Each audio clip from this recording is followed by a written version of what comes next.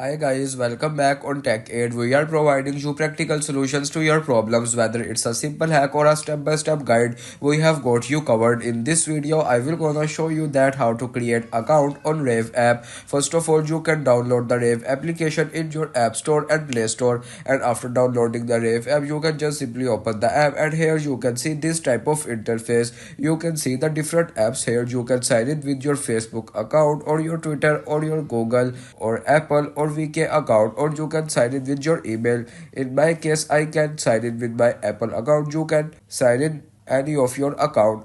So now I can tap on Apple, and now you can tap on sign in. And in case you can use the other account, you can just simply follow the prompts to create account on Rave app, and now you can see the account is created. If you want to keep your online activity private and access to restricted contents like I do, trying using a VPN. It's secure, easy to use, and makes some browsing safer. The link to buy is in the description below. If this tutorial helped, don't forget to like the video and subscribe for more practical solutions. Got questions or need extra help, drop a comment below and we will be happy to assist. See you in the next one. Thanks for watching.